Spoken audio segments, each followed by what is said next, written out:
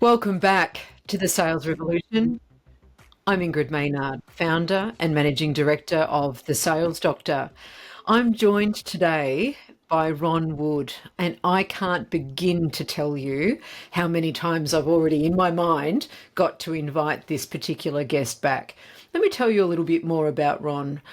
Ron is the founder of Pricing Insight. He's a dedicated pricing strategy specialist, and over the past 28 years, he's consulted to more than 160 Fortune 500 companies, ASX listed firms, and private equity owned businesses. Now that's credentials right there, but wait, there's more. He's also educated over 5,000 executives across 15 countries in value pricing techniques, empowering them to make more profitable pricing decisions. Welcome, Ron. Thanks, Cedric, and great to be here. It certainly is great to have you. We're going to jump right in because what we're exploring today will be so helpful for the listeners, particularly those of you who own businesses and are considering their pricing strategy for the next 12 months and beyond, but also senior leaders and those who have the authority to actually make a difference when it comes to pricing strategy. That said, I would also like to extend the relevance of this podcast to salespeople who need to have a deeper understanding of what the components of price actually are, so that when they're engaging with their customers, I'm speaking to you now, salespeople, you can have better commercially driven conversations. And who better to consult than Ron. So Ron, many companies are finding that even though their cost of business is going up, and while they'd simply love to pass on price increases to their customers, they want to also maintain market share, and they've made a decision to absorb some of that for themselves. Margins obviously suffer. What are your clients telling you about this particular phenomenon, and what's your advice to them? Yeah, this is a perennial question because it goes to the heart of how business works, which is inflation. In the last 5 years, we've seen inflation like we've never seen in the last sort of 50 years of recorded history, particularly in areas where I work on, specialise in, like building materials, for example. You've seen 50 and 100% increases in costs. And we see it also for the consumer level at the supermarket, where a basket of grocery goods has gone from $50 or $60 to $90 and $100 now. That's the result of central bank money printing. And what that's really done is it's sent a tsunami of costs through almost every aspect of business and the supply chain. And because it's affected everybody, it's really been a case of everyone in lockstep, competitors, customers, suppliers, all moving up, all knowing that this is the game that has to be played. So the last 5 years has been challenging, but it's also been relatively benign to get a price increase away because everyone's been doing it. This last 12 months has been a little bit different because we've seen inflation cooling, particularly as consumer spending levels fall. And so it's a bit more challenging for businesses to get a price increase away. And it's led to a couple of specific things that businesses need to do. And the first one I'd say to listeners on the call watching this is you need to be more focused on what you're going to raise your prices on. So in the past, you'd say it's a 3% price increase across everything. What that does is it means that for the things you're already at the top end of the market on, you're now a little bit over. But potentially the things that you're underpriced on, you're still underpriced on. So what we find with clients is it's really about taking the opportunity when you need to take a price increase to really look at every product or service in your range and look at the value of it and see whether it's undervalued or potentially overvalued, so you can rebalance the ship so that you might hold prices on some things that what are called gateway products. A classic everyone knows is the razor and razor blade type. You might You might hold the price of the razor shaver, but you'll keep the razor blade. You might take that up a little bit more. Um, Right. so that's sort of one key area, is to really get granular and optimize your prices.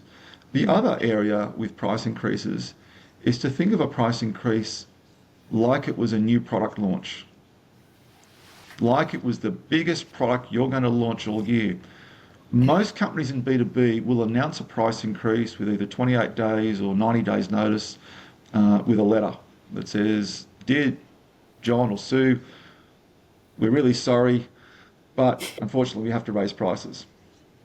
And of course, um, no one's really sorry. They just have to do it. But um, what uh, I find is that often salespeople have to take that price increase letter to market and communicate to their trusted relationship customers. Um, and often they're challenged on, is this price increase legitimate? And they often don't have any weaponry or supporting information to support that. They're not aware of how central banks work. They're not aware of cost of occupancy, rising supply chain costs, etc. They don't have a cogent logical argument. So one of the things I'd say to management teams to help salespeople manage price increases really well is to make sure you have a price increase selling deck and you routine people through it, role play it, and get really comfortable with articulating why the price increase has got to occur.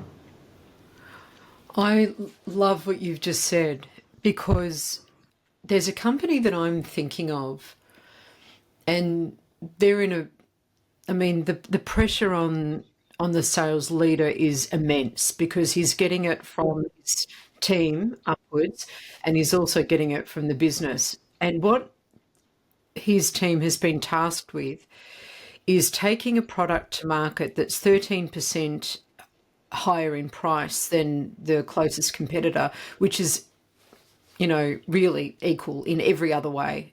It's equal in quality, it's superior in some aspects. They've also been tasked with a margin improvement KPI. They've been tasked with market share improvement KPIs.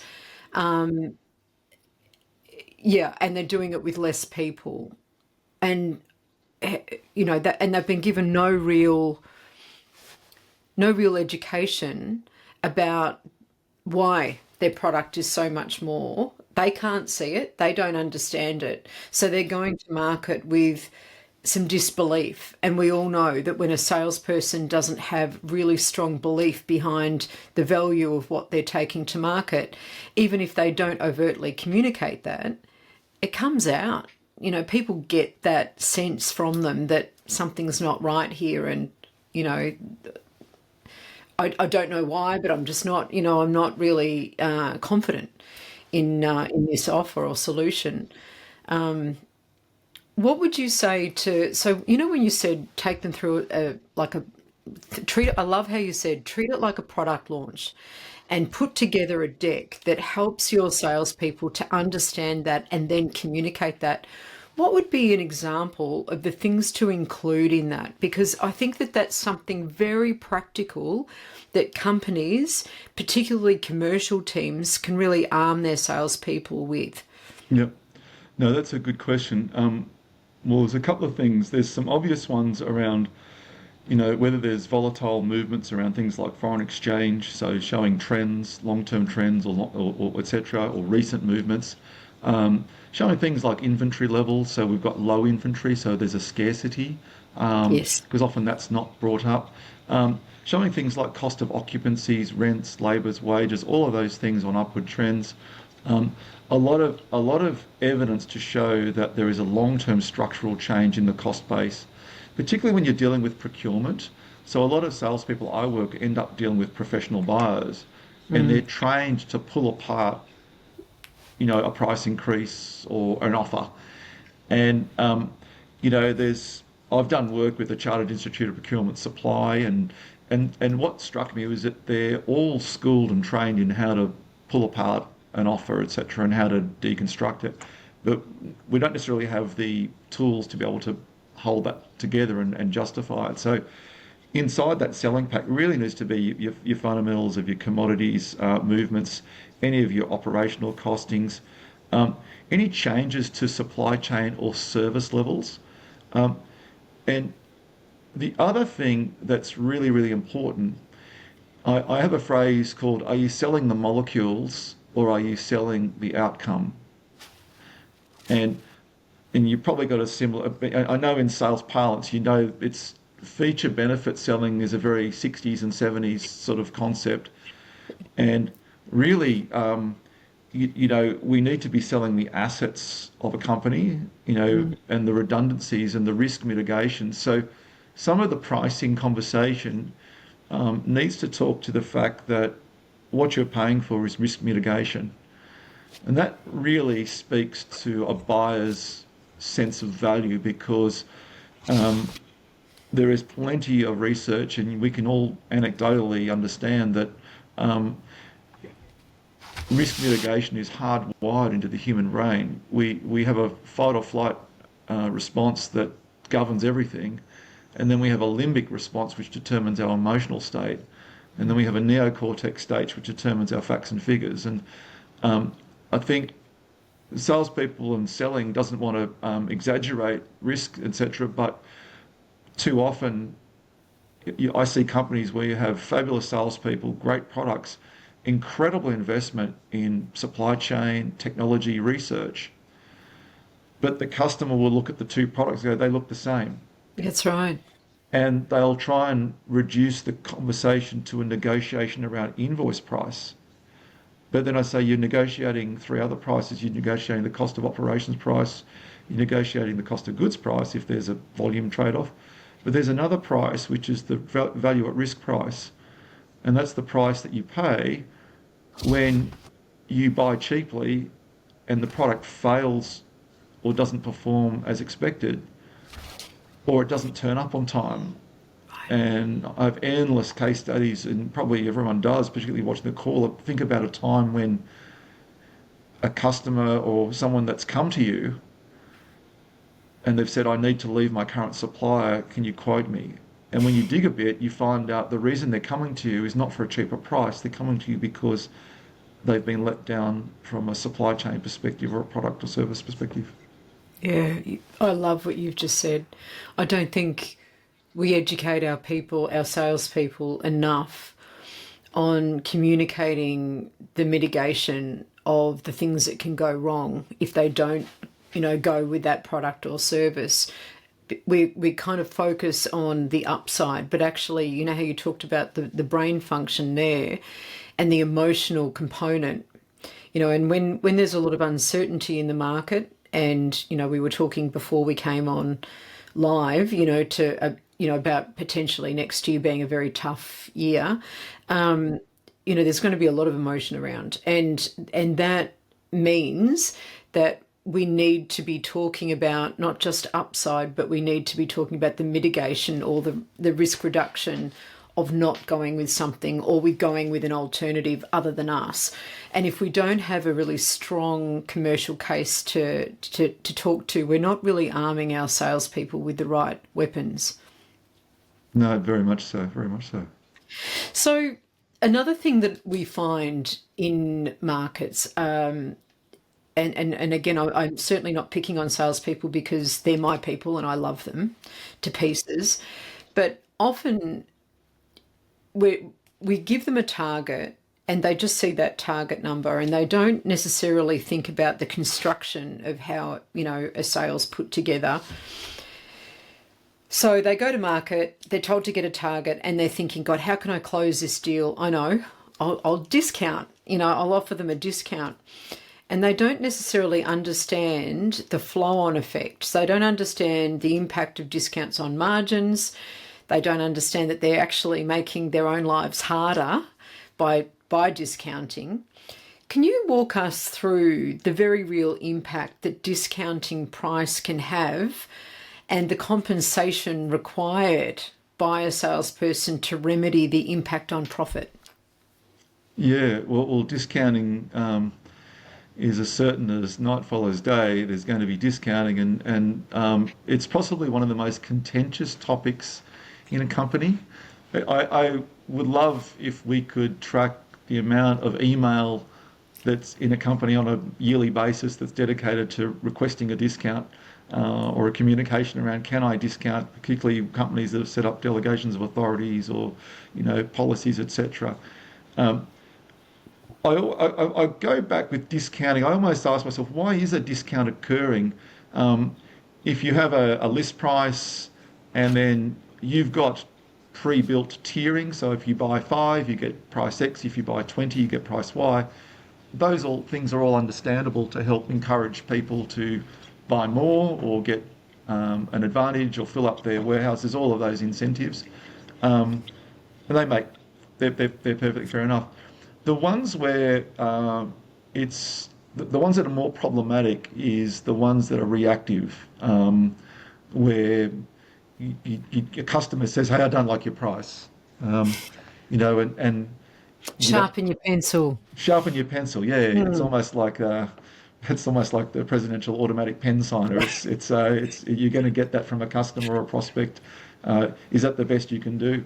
Um, and so and salespeople are challenged because quite often they don't want a discount, but for a variety of reasons, they may be forced to a position. If they've been tasked with, you must get the sale, you've got to meet budget or quota. Gee, okay, that's a bit of pressure right there. Don't I have time to build the sale over the next 12 months? And what if the customer, the sales cycle time could be 2 years for certain things? So and that's where it becomes interesting, where discounting has a role to play versus not a role. So discounting often can work in short sales cycle environments, but in long sales cycle environments, it's less relevant. There's a lot more going on, and more complex sales cycle environments. But the impact of a discount in simple terms is quite catastrophic on a profit of a company. So the average manufacturer or in Australia runs between 30 and 40% gross margins. So in other words, you sell an item for $100, it costs you $60 to $70 to make that item. So you bank $30 gross margin and you divide that $30 by the sell price of $100. And I bring this up because many people express margin as a percentage of the cost, which is a very bad thing to do. Right. Because, and I'll tell you why in a second, a case example of how someone made a big boo-boo with a quote and a tender by marking up on cost 30% and selling for $130 instead of getting 30% margin on sell. When the cost is $100, they need to sell for $150. So they drop $20, which is the entire profit after operating expenses. So it's really, really important for everyone, and if you've got sales teams and new people to sales, to really understand the basic maths of pricing and discounting. So always express your profit as a percentage of your sell price. So if we talk about 30% gross margin, we can easily understand it as a $100 sell price, $70 cost price. Now, that $30 of gross margin, usually about 20% of the sell price is operating costs. It's salaries, general admin expenses, etc., rents. So that leaves $10 before interest and tax. That's in a healthy company. You make 10 cents in the dollar. But there's a lot of companies that make 7, 6, and 5 cents in the dollar. Some that even make 2 cents in the dollar. So that means that if you're making 10 cents in the dollar, let's say on average, and you discount by 5%, that $5 or 5 cents comes off that 10 cents. Yeah. So that's a 50% reduction. So a 5% discount can equate to a 50% reduction in the profit before tax, which is everything. And now you've got to sell 100% more volume just to break even with the previous baseline position. And that's the basics of discounting and its threat to profitability. Amplify that by a sales force of 50 or 100 across a business turning over 150, 200 million or 500 million. And very quickly you can see that just on balance, there's potential that we may be doing excessive discounting, and you could find that maybe 10 or 20% of all discounts we didn't need to do. So that's quite a lot of money that can go back into a business. So as a sort of takeout of this conversation, one of the quick ways you can make money for your business and really improve its profitability is to really focus in on the role of discounting. What's its purpose? Does it actually bring in new business and then bring in further business, or is it just a one shot where we're getting them and they go away? Um, and does our business model economics actually support discounting? I like to quote the Persian rug seller when it relation to discounting. So Okay. if everyone on the call, let's pretend we're all going into business to sell Persian rugs. What do we put on the sign outside the freeway? Is it say, come in, save 3% this week, or 5%, or 10%? Usually we need to start with save 70%, and usually it's between 70 and 90% if you want to move Persian rugs. Mm. Um, David King from King Living, the furniture company, told me him and his mother founded King Living Furniture, which is a fairly famous sort of furniture business in Australia. He said he discovered that sales only took off once they offered a 50% discount on the furniture. 20% no. So what I'm getting at is that discounting is not such a bad thing if it's part of the script and the theatre of selling. If it's baked into the business model. So in other words, the Persian rug vendor knows that he's going to put 70, 90 to 90% off. So we price accordingly, and we Yeah. give our salespeople the latitude, to get out the big calculator and say, hey, you look like a nice fella, I can give you a 80% discount today. How does that sound? Yeah. Um, so, but it's baked into the economics. Where it all goes horribly wrong is it's not baked into the economics, and we're doing Mm. deals. So there's sort of two elements to discounting: is knowing the economics of it, and also baking it into the script. But Mm. then also really looking at the product and the service and making sure our salespeople are equipped to sell without having to discount. And I find that that last piece is really the unanswered question that salespeople have to get, that they often get asked to make magic with a product that's at the end of its product life cycle. Its technology is a little bit inferior. Mhm. Um, Consumer demand is moving away from it, and somehow they've got to magically inflate the market and get customers interested in it at full price. So the probability that you're going to get a full price sale is almost getting closer to zero every day that goes past. So what management really need to do is to really get focused on how discounting can work. And I think the phrase that I like to talk about with salespeople is making sure that they've got the tactics menu to sell with. So some companies just say go out and sell and discount, and you've got up to 5 or 10% leeway to do whatever you like. My preference or recommendation is that you give salespeople a guidance about, for these products you can discount 10% if they order 50 or more. So Yeah. it's what's called, getting technical here, it's called supply side elasticity, which is I will drop the price according to a volumetric commitment, not there's 10% off everything if you buy one or 50. Yeah. Yeah. And that would be part of that stack that that you'd give.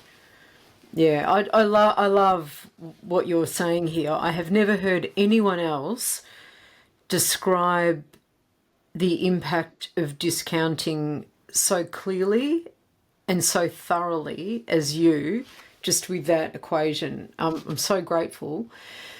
When people say, that, well, the price is the price, but you and I both know it's not as simple as that. What skills and behaviours do you suggest that sales executives cultivate so that they can navigate that question? I mean, I know you've touched on it here with the discounting, like arming them with when they can discount, what that would look like, why we discount, understanding, the broader commercial play here, the lifetime value of a customer. Is it part of a broader strategy? We've talked about the pricing deck, but what else can our salespeople discuss with customers so that the customer feels like they're getting value, well, we're not budging on the price, especially if we've worked a price that we know is really competitive, that we need to stick to. We can't afford not to have that at that price. What else can we give our salespeople to kind of add into the mix to deliver value for the customer so the customer goes, I've got a great deal? Yeah, no, that's a really good question. It's very pertinent for now, particularly as, I mean, one of the things that a lot of sales people and business people talk to me about is that products from competitors are interchangeable. Um, there's the technology curve is converging, and people, engineers deconstruct competitors' products and rebuild them, and then rebuild them better. And so um, you find that often the product itself, it's very hard to sell premiums for product. You can occasionally for new product launches and brands. If you've got a certain brand, you can definitely sell that. Um, but one of the things that I've found over the years selling, I've had clients that sell everything from timber to a German car company with a three-pointed star on the bonnet.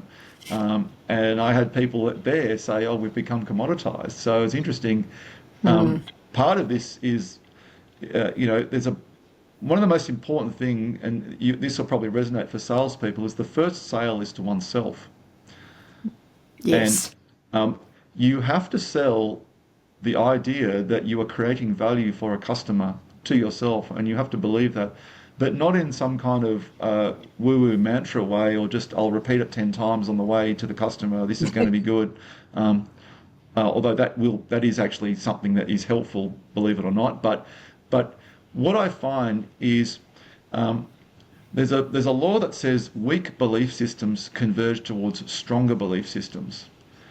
So if we have any doubt in our minds that we don't have value, and we have a customer that really knows how to deconstruct our offer and really challenge us, and even just say, hey, you're too expensive. Just that very act of saying you're too expensive, I can't see value in what you're offering here. It's a natural human reaction and a normal human reaction to say, well, oh, I'll close that gap for you. I'm sorry you feel that way. Um, I can tell you, I can go over the features and benefits that we've already talked about one more time. Can I restate that for you? Which is the most, it's almost a futile attempt Yeah. because the customer's already, like a shark, locked onto the smell of blood. Yes. So therein lies the issue, is that it's a concept called frame control. Um, and frame control is about owning the parameters by which value is determined and measured. So, so that's sort of pillar number one is frame control. And I'll just add to that, and I'll stop for a second. Just, you can't get frame control in a 45-minute meeting with a prospect. Right.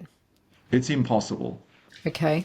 Um, so what I mean by that is, um, if anyone who's been in sales has dealt with procurement, and you realize you're dealing with someone that does not know what your product does or your category, how important it is to Yes. the customer's operation, but have decided to frame you up as a commodity, um, and just say, oh, you're a vendor, and we're looking at all our vendors' pricing right now, and we've benchmarked your pricing and it's 30% too dear, which is a classic procurement consultant script that they give people to tell salespeople.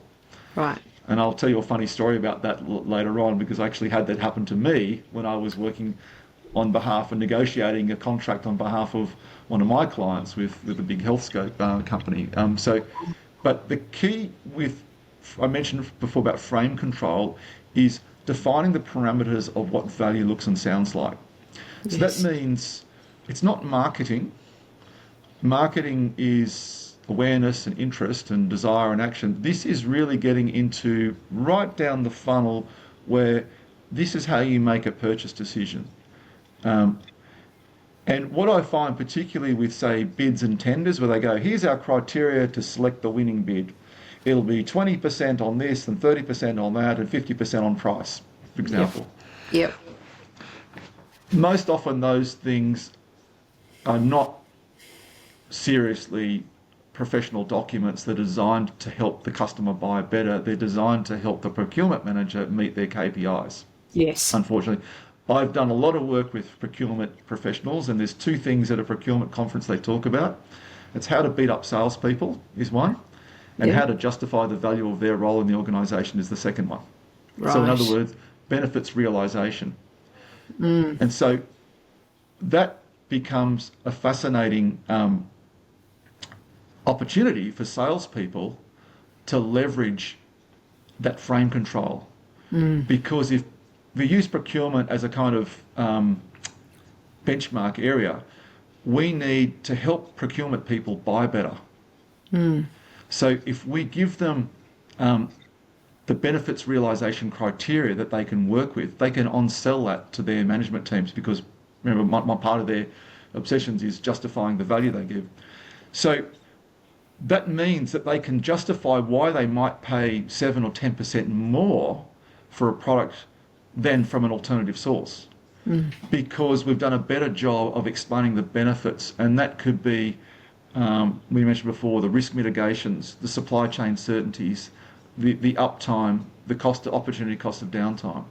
All of those little elements go into that frame control. And if the procurement manager is made to be aware that their decisions could have impacts on the organisation that are far in excess of saving a small 5 or 10% saving, Yeah. you'll see a distinct behaviour change. Yes. It reminds me of, Victoria Medbeck when she talks about BATNA, and she talks about, presenting the things that really matter to the organisation, and how, your product or service really relates to that, so that you're controlling the value delivery discussion in a completely different way. It's still commercial, but it's taking it away from the price to what really matters to the business, why it matters to them, and how your product or service kind of relates to that. Gee, I tell you, I could be talking here for hours, and I know we can't. So that's why I have to have you back. I'd like to just turn for a moment to customer acquisition cost. Can you explain what it is, and how can sales leaders direct their people more effectively to reduce that? Yeah, CAC. Yeah.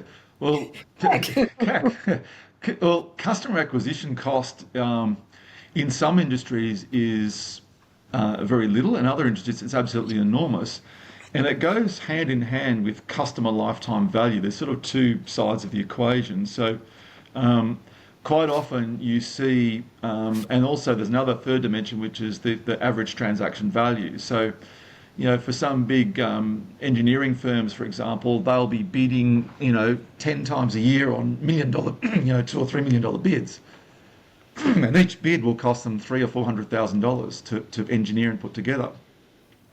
But their probability of winning all 10 bids is zero, but their probability of winning 3 or 4 could be very high. So one of the techniques is to make sure that you're going after the customers where you have an excellent fit with them. I see lots of wasted sales opportunities going after everyone, with a wallet and a heartbeat, as they say, and it's indiscriminate. And I've even had, someone say to me, "Oh, you get in where you can, right, to make a sale." And I was like, "No, if you're getting in at the wrong level, you could be spending, your sales conversion cycle could be years or months, years." And then there's two elements to cost of customer acquisition. One is just the pure raw dollars and cents and time and energy it takes to go after a particular customer. And as I mentioned before, that cost of customer acquisition and customer lifetime value have almost a corollary sort of matching to them. But what is also fascinating is the opportunity cost of customer acquisition. And what I mean by that Yes. is I divide up customers into sort of 4 quadrants, and if everyone on the call will recognise, low value customers, um, and low spend, low potential value customers, right? Um, and they're low profitability. So they're low spend, low profitability, and then or margin. And then you've got low spend but high margin, so their potential is good. And then you've got big customers that are low margin, um, and then you've got big customers that are big margin. I call those the high voltage customers, and I call the big customers with low margin the fool's gold, and then I call Mm. the low value customers with the low margins the sweatshop, uh, because you're just working for nothing. And then I call the sort of low value but high margin customers the explorer socks quadrant, Mm. because it's undiscovered, uncharted opportunity. And what I often do with teams is I say, look, um, let's give me your list of customers and let's just look at your sales revenue and your gross margins. And we can, based on that, we can figure out where your profitability lies. Um, then I ask them to do one more thing. I say, I want you to put V, S, or P next to each customer. So what does that stand for? V stands for vendor, Mhm. P stands for partner, and S stands for supplier. Now, vendor is the lowest, and what it is I say, tell me what they think of you as a supplier. Oh, So when you do your segmentation, it's not based on necessarily how much they buy, it's what's their attitude towards you. Do they treat you like a vendor, a little bit poorly, perhaps a bit very aggressive and confrontational? Do they treat you as a supplier where there's a bit of negotiation back and forth, but there's a general recognition, there's some rationality, there's some consistency. You might have 50 or 60% share of wallet. Then there's partner. That's where you're up at sort of 75% plus share of wallet. It's good margins. There's tension, but there's collaborative efforts. You might have co-invested in some kind of shared supply chain solution, etc., etc. And every company I work with has these partners. They've also got the belly of the bell curve, which is these suppliers, and then there's this 25%, which are just treat you like the vendor. And when what I say is, um, how much time are you spending going after those customers that are going to treat you like a vendor versus time spent protecting and nurturing your partners and also growing your supplier potential? Because here's the other interesting thing I've found is that often partners leave, they just up and leave one day and we go, we never saw it coming. They just decided to leave. Because often your partner customer is the one that everyone thinks is going to be there with us forever. And so, of course, what happens? People get a little complacent, and then a yeah. new player comes along and offers them everything and more.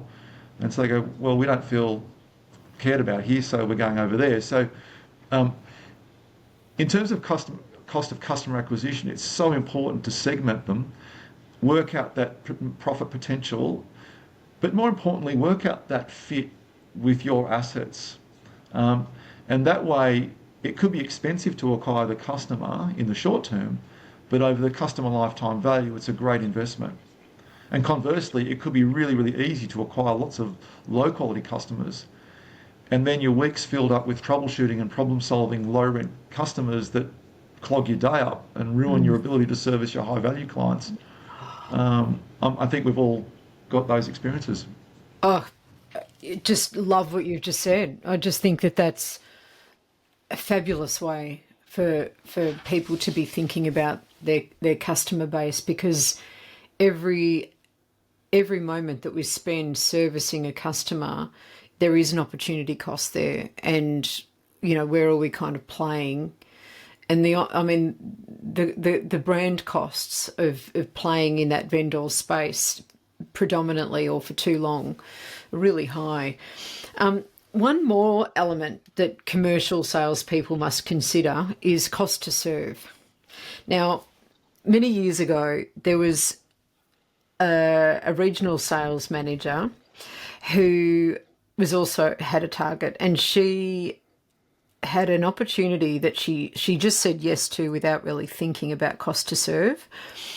And this particular customer just asked if they could have the delivery done on 3 different days, and could they take it to the different floors of the office. And instead of saying, now I need to understand, a little bit more about that. What makes that important to you? Why is that necessary? I can do that, but I'm going to have to charge you three different delivery costs. We're going to have to charge you a little bit more because the person's going to have to come up and da da da. Or we could do it in one hit, deliver it to the ground floor reception, and then you're getting, really good outcome, but it's not going to cost you and it's not costing us. So, which way do you want to go? That customer, revenue wise, seemed like a tier one, but it was actually costing the business money to have them in the end because of that cost to serve. So again, how do we educate our salespeople to tease out customer expectations so that we can reduce cost to serve when having contract negotiations? And what else can companies do now to enhance the customer experience while still reducing cost to serve? No, that's a great question. It's more and more relevant as particularly as supply chains tighten and customers expect things just in time. They don't want to hold big inventories. I think one of the number one things, and particularly me coming from a pricing space and working with salespeople, is to help them be able to sell the value by creating the right price architecture. That means unbundling freight costs, for example, from the product cost. So the product costs $10, but the freight is going to cost, $50 to a metro and $100 to an outer region, or put in your postcode and this will be the freight. It's really, really important to have that architecture up front, particularly to train customers to get their expectations. And this is going back to that previous question around frame control and value. If a salesperson can actually have that menu or can give the customer, or the customer can see it, this is how you're going to extract value from our supply chain. It diffuses this, can you get it to me here on Monday, Tuesday, Wednesday, Thursday, and Friday? Because customers will ask for service and supply on every day that ends in a Y if there's no charge for it. Hey, so it's really important, I think, from a head office and pricing strategy perspective and working with salespeople, is to create the right architecture. So salespeople really crucial involved in the discussion with a pricing or commercial function to say, hey, look, let's look at customer behaviours and the problems we solve. What problem is solved? And a classic case in point was I had a client that sold stationery into all the large corporates. And one in particular, it's located in Docklands in lovely Melbourne. And there was a van, you just reminded me with your case, that delivered stationery, pens and pencils to this Dockland office 5 days a week. And you think, that's, that's a very high level of service for pens and pencils, things that often sit in cabinets. So when you actually do the cost to serve of that, it's extraordinary. If we're able to order better, we could reduce that cost to serve by 40% because the van could come on a Monday, a Wednesday, and maybe a Thursday, or a Friday. So it's coming 3 times out of 7 days, not 5 times. And so those 2 missed days, it's a 40% reduction in activity. So it's not a pure variable cost reduction, but it is a substantial cost reduction. So one of the things that I like to do with sales teams is to present cost to serve as a choice for the customer. They can either incur that cost or they can change their behavior and receive a saving as almost like a dividend. And we share the dividend. So I call it a supply chain dividend. So in the case of, say, that particular stationery supplier to that bank in Docklands, we're able to save around about $40,000 a year by reducing those 2 days down. And then you can go back to the customer and say, hey, look, we can free up $20,000 for you. And so $20,000 can come back to the supplier as an enhancement for their profit. And then the customer sees a benefit.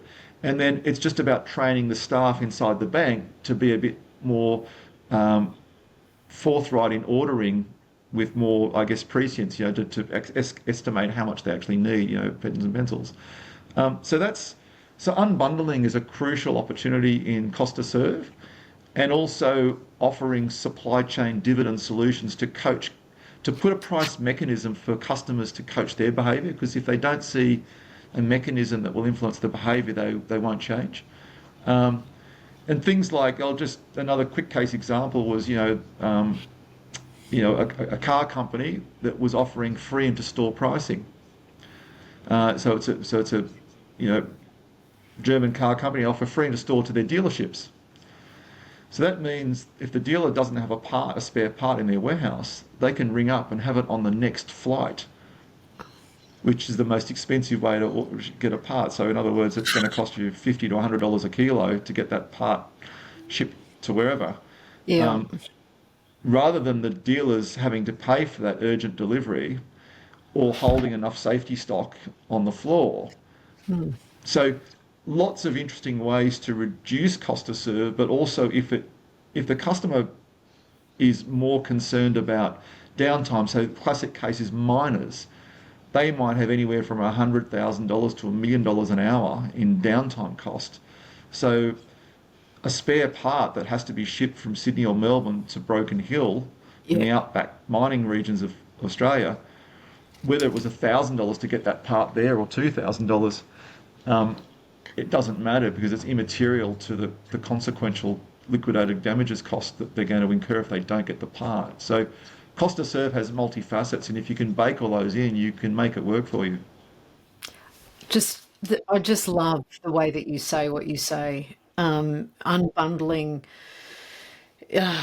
is something that I think a lot of salespeople need to learn how to do. And, just that last example of, the cost of something not working or breaking down and getting the replacement part, that's the least of their problems. The value for the mine is its productivity.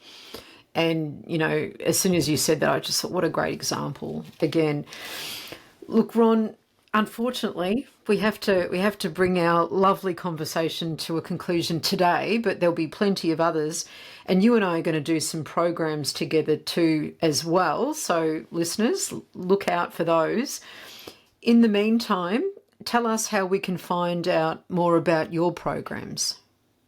Oh, well, if people are interested in learning more about pricing strategy or helping understand how to develop their pricing strategy, the business that I run since 2007 now is called pricinginsight.com.au.